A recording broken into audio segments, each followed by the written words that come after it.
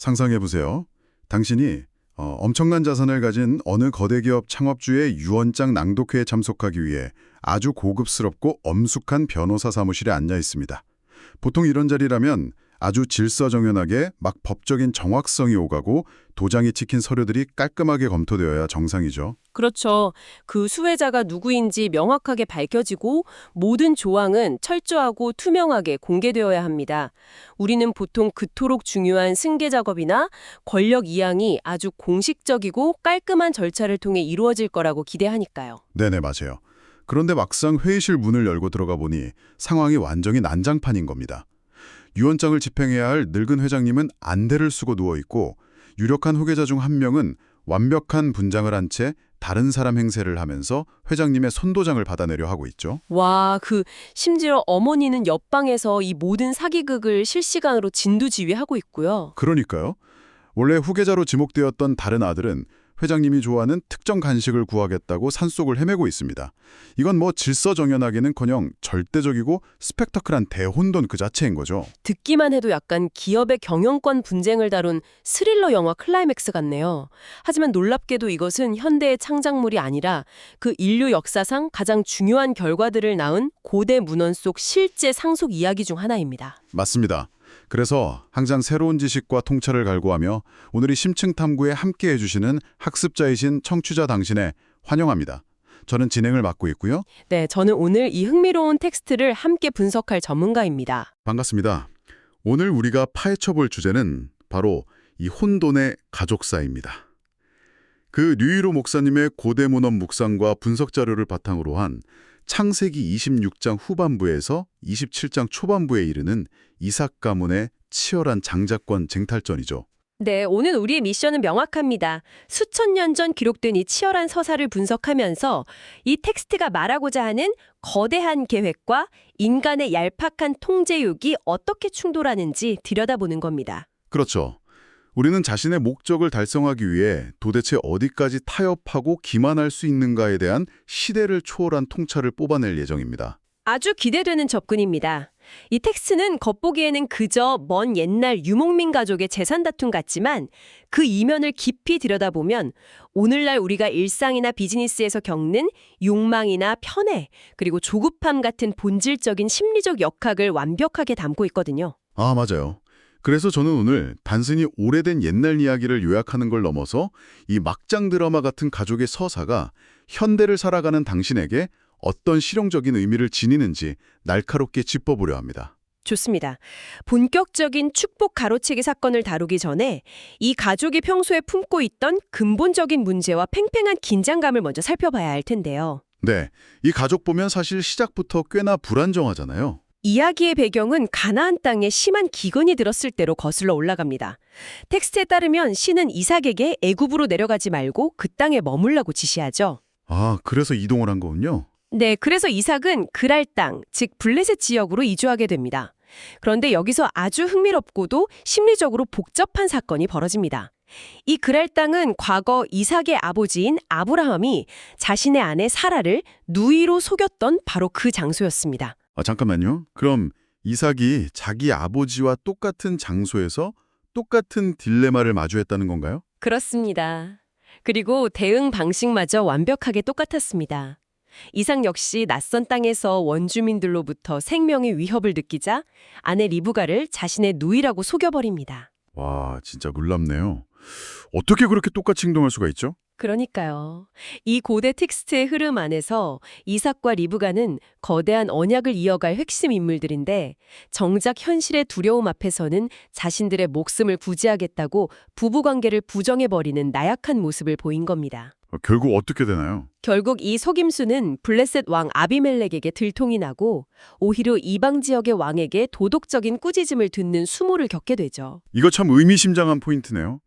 아버지가 불안감에 휩싸여 아내를 누이라고 속였던 그 치명적인 거짓말을 아들이 수십 년 뒤에 똑같은 장소에서 똑같은 방식으로 반복하다니요. 네, 심리학적으로도 아주 흥미로운 지점입니다. 이건 마치 세대를 이어 전해지는 치명적인 가족의 버그, 그러니까 트라우마의 반복 같아 보입니다.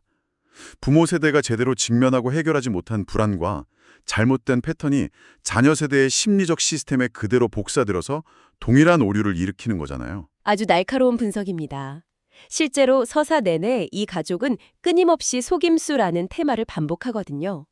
아무튼 이 거짓말 사건 이후 흥미로운 전개가 이어지는데 이삭은 그랄 지역에서 농사를 지어 거대한 부를 축적하게 됩니다. 오, 위기를 겪고 나서 부자가 된 거네요? 네, 그러자 이번에는 그랄 사람들이 시기하여 이삭의 우물을 흙으로 메워버리고 쫓아내죠. 이삭은 다투지 않고 계속 자리를 옮기며 새 우물을 파는 과정을 거칩니다. 계속 양보하면서 물러난 거군요. 맞습니다. 결국 이삭의 세력이 너무 커지자 아비멜렉 왕이 먼저 찾아와 화평의 언약을 맺으면서 외부적인 갈등은 어느 정도 봉합이 됩니다. 밖에서 들어오는 위협은 평화협정으로 막아냈는데 막상 진짜 시한폭탄은 엉뚱하게도 집안에서 터질 준비를 하고 있었군요. 네, 내부의 갈등이 진짜 문제였죠. 갈등의 도화선은 맏아들 에서였습니다.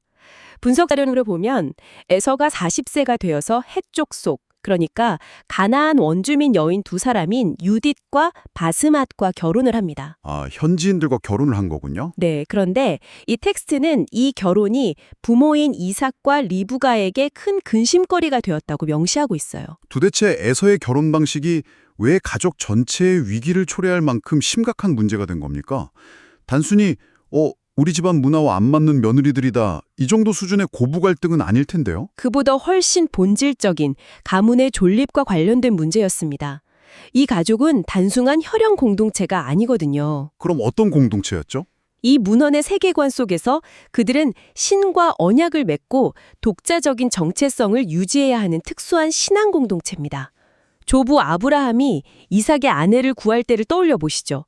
절대 가나안 땅의 여인과 결혼하지 말라고 신신당부하면서 그 먼 고향 땅까지 종을 보내 리브가를 데려왔습니다. 아, 현지 문화에 동화되는 걸 막으려고요? 정확합니다. 가나안의 종교와 문화에 동화되는 것을 극도로 경계했던 겁니다.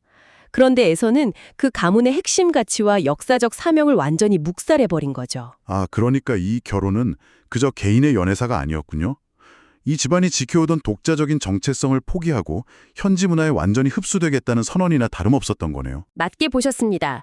이 해쪽 속 여인들과의 결혼은 에서가 가문의 영적인 비전이나 역사적 책임감보다는 당장 자신의 눈에 보기 좋은 것, 즉석에서의 욕망과 편의를 더 중요하게 여겼다는 결정적 증거였습니다. 부모 입장에서는 정말 가슴이 무너졌겠네요. 네, 나중에 부모님이 이 결혼으로 극심한 스트레스를 받는 것을 보고 에서는 부랴부랴 이스마엘의 딸 마할랏 등과 추가로 결혼하긴 합니다. 아, 뒤늦게 수습을 하려고 했군요. 하지만 그건 문제의 본질, 즉 왜 가나안 여인이 문제였는지를 전혀 깨닫지 못한 채 수박 겉핥기식으로 부모의 비위를 맞추려 한 미봉책에 불과했죠. 큰아들은 이미 가문의 거대한 비전에서 엇나가고 있었군요.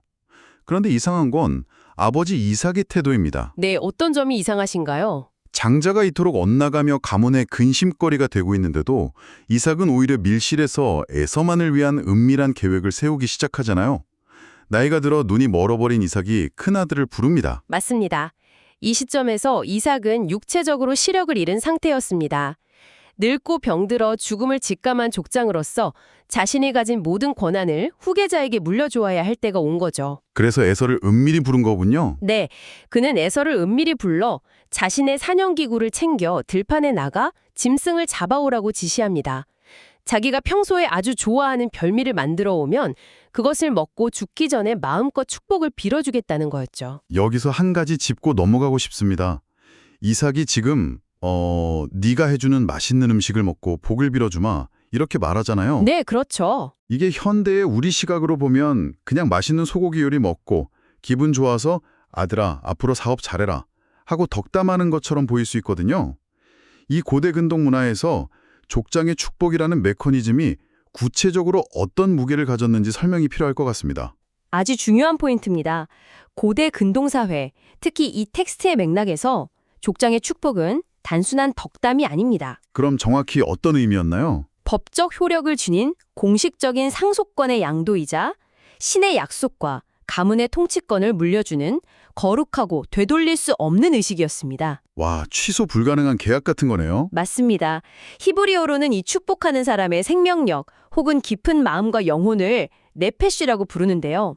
이삭이 여기서 별미를 요구하는 건 단순히 식욕 때문이 아니라는 걸 아셔야 합니다. 아, 그냥 배가 고파서 고기를 찾은 게 아니군요. 네, 자신이 평소 즐기던 고기를 먹음으로써 육체적 에너지를 채우고 동시에 영적 생명력인 네페시를 최고조로 끌어올리려 했던 겁니다. 아, 그러니까 그 집중된 에너지를 모아서 장자인 에서에게 쏟아붓기 위한 일종의 영적인 촉매제로 음식을 사용한 셈이네요.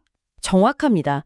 영적 에너지를 끌어올리기 위한 의식적인 행위였던 거죠. 잠깐만요. 듣다 보니 논리적으로 도저히 앞뒤가 안 맞는 부분이 있습니다. 어떤 부분이죠? 우리는 이미 창세기 25장 앞부분의 기록을 통해 에서가 배가 고파다는 이유로 팥죽 한 그릇에 자신의 장자권을 동생 야곱에게 헐값에 팔아넘겼다는 사실을 알고 있잖아요. 네, 명백히 기록된 사실이죠. 게다가 더 결정적인 건 이 쌍둥이가 태어나기도 전, 그러니까 어머니 리브가의 뱃속에 있을 때 텍스트 속의 신이 분명히 큰 자가 어린 자를 섬기리라고 명확하게 예언했단 말입니다. 맞습니다. 야곱을 선택하셨죠. 그렇다면 이삭은 지금 이 모든 과거의 사실과 신의 명백한 섭리를 다 알면서도 단지 자기가 사냥한 고기를 좋아한다는 개인적인 취향 때문에 신의 계획을 거스르고 거부권을 행사하려 한 것 아닌가요? 바로 그 지점이 이 서사가 폭로하고자 하는 이삭의 가장 치명적인 문제점입니다. 와, 인간의 기호가 신의 뜻을 덮어버린 셈이네요.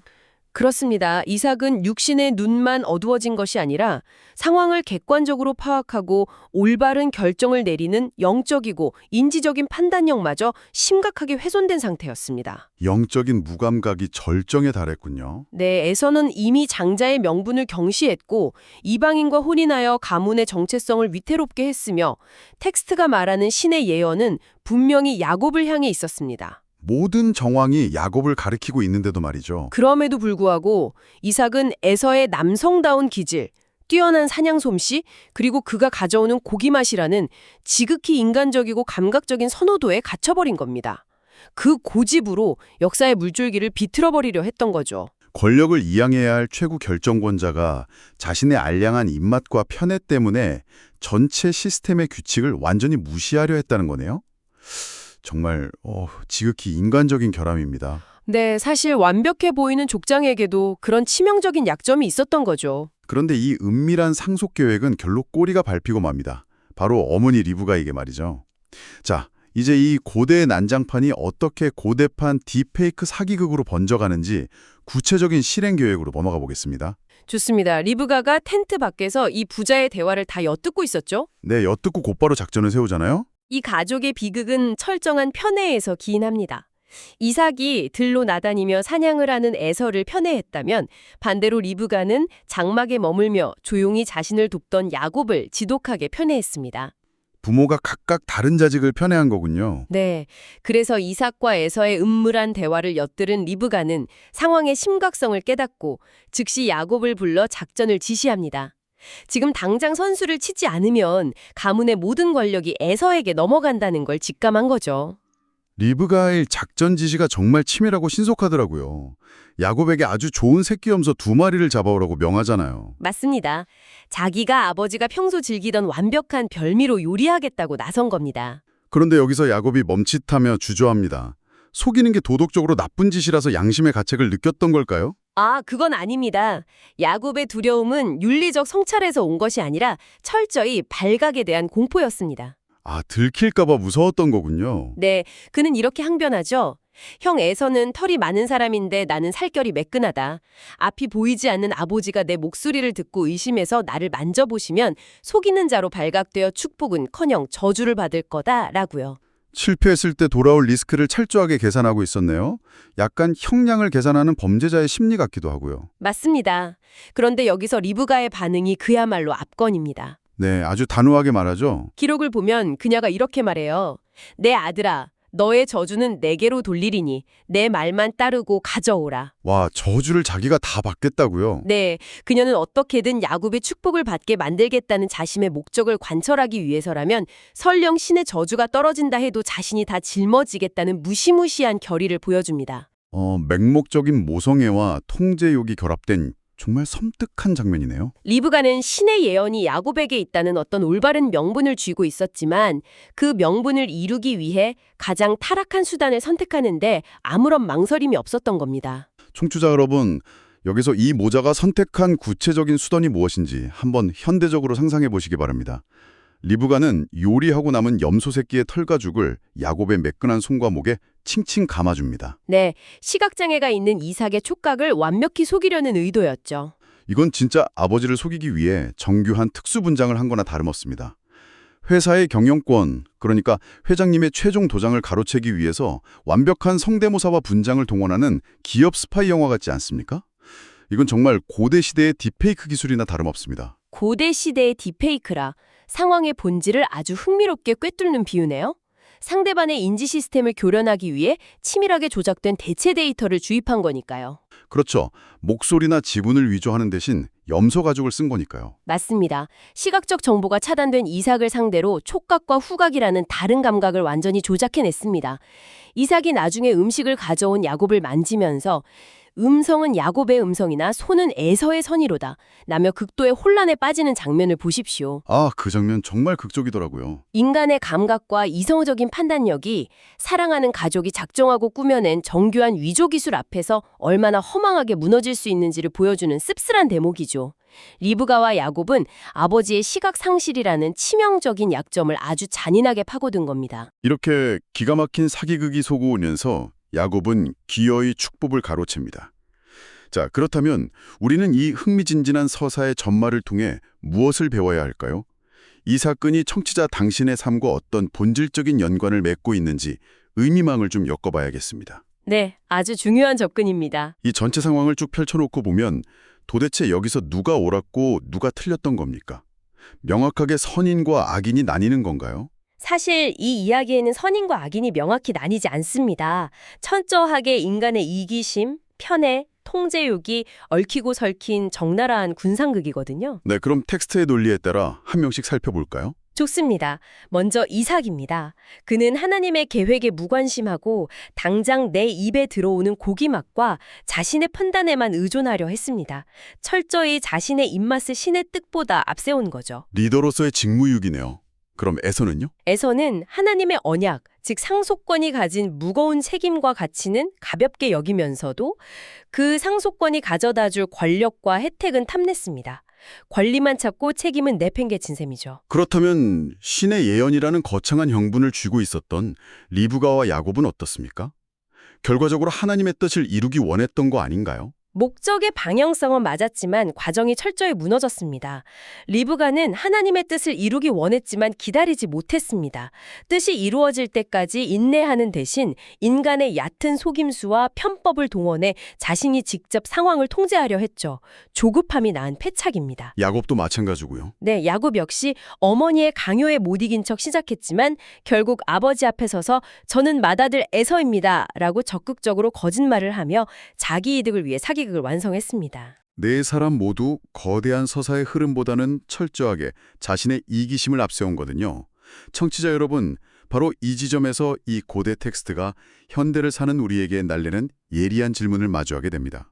어떤 질문이죠? 당신의 삶을 한번 돌아보시죠. 일상이나 비즈니스 현장에서 이건 당연히 내 몫이야, 혹은 이 방향의 우리 조직을 위해 무조건 옳은 길이야 라고 굳게 믿을 때가 있지 않습니까? 목표가 너무나 선명하고 옳아 보일 때 말입니다. 네, 누구나 그런 확신을 가질 때가 있죠. 그럴 때 목적이 정당하다는 이유 하나만으로 수단의 정당성을 슬그머니 타협해 본 적은 없으신가요? 조급함에 쫓겨서 혹은 상대방이 눈치채지 못할 거라는 오만함에 빠져서 얄팍한 지름길을 선택해 본 적 말입니다. 굉장히 뼈 때리는 질문이네요. 우리는 흔히 리브가처럼 올바른 절차나 타이밍을 잠잠히 기다리기보다는 당장 내 손으로 직접 결과를 조작하고 상황을 통제하고 싶은 강렬한 유혹에 빠지곤 합니다. 서사의 흐름을 보면 이 텍스트가 독자에게 경고하고자 하는 바가 아주 명확하게 드러납니다. 텍스트 내부의 논리상 신의 계획은 이미 야곱을 향해 설정되어 있었습니다. 아, 굳이 속임수를 안 써도 됐다는 뜻인가요? 맞습니다. 리브가와 야곱이 굳이 딥페이크 사기극이라는 무리수를 두지 않았더라도 거대한 서사는 어떤 방식으로든 그 방향으로 흘러갔을 거라는 뜻이죠. 하지만 인간의 통제력이 개입하면서 참혹한 대가가 뒤따릅니다. 사기극의 후폭풍이 엄청났잖아요.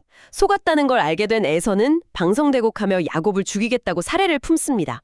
결국 야곱은 형의 칼날을 피해 집을 떠나 수십 년간 타향에서 남에게 속고 착취당하는 끔찍한 고통을 겪어야 했습니다. 남을 속인 자가 평생 속임수 속에서 살게 된 거죠. 뿌린 대로 거둔 셈이네요.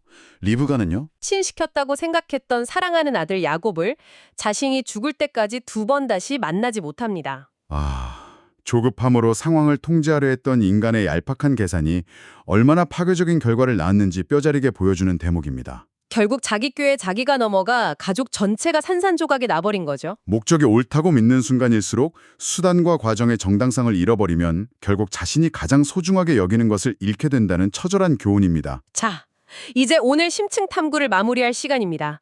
이삭 가문의 씁쓸하고도 스펙타클한 장자권 쟁탈전을 통해 우리는 거대한 계획과 인간의 얄팍한 통제욕이 부딪힐 때 발생하는 비극을 생생하게 목격했습니다. 인간의 어리석은 계산과 속임수에도 불구하고 큰 그림을 완성해 나가는 과정의 아이러니를 잘 보여주었죠. 이 탐구를 마치며 일상으로 돌아가는 청취자 당신에게 깊이 곱씹어 볼 수 있는 도발적인 질문 하나를 던지고 싶습니다. 한번 상상해 보시죠. 만약 그날 리브가가 이삭의 텐트 밖에서 그 대화를 엿듣고도 그 어떤 속임수도 구미지 않았다면 어떻게 되었을까요? 와, 상상만 해도 결과가 크게 달라졌겠네요. 내가 나서지 않으면 다 망칠 것 같다는 그 엄청난 두려움과 조급함을 억누르고 그저 조용히 자신의 자리로 돌아가 결과를 지켜보았다면 말입니다. 이미 야곱을 선택했던 서사 속의 신은 인간의 얄팍한 조작질 없이도 그 눈먼 이삭의 잘못된 축복을 도대체 어떤 기상천외한 방법으로 막아냈을까요? 사냥을 나간 에서가 길을 잃고 헤매느라 시간을 놓쳤을 수도 있고, 아니면 이삭이 축복을 내리려는 찰나 갑자기 마음속에 강한 깨달음이 번져서 입이 얼어붙었을 수도 있겠죠. 그렇죠. 우리는 그 흥미로운 원래의 시나리오를 영원히 볼 수 없게 되었습니다. 리브가가 자신의 염속 가죽을 들고 불쑥 개입해버렸으니까요. 안타까운 일이죠. 때로는 무언가를 쟁취하기 위해 필사적으로 발버둥치며 위조된 가죽을 뒤집어 쓰는 것보다 올바른 뜻이 자연스럽게 이루어지도록 그저 한 발 물러서서 기다리는 것이 가장 강력하고 용기 있는 행동일지도 모릅니다. 전적으로 동의합니다. 당신의 삶 속에서 지금 당장 내 손으로 조작하고 통제하려는 개입을 멈추고 잠잠히 지켜보며 기다려야 할 문제는 무엇인가요? 지금 당신이 불안감에 쫓겨 만지작거리고 있는 당신만의 염소 가죽은 무엇인지 깊이 성찰해 보시기 바랍니다. 지금까지 심층탐구였습니다.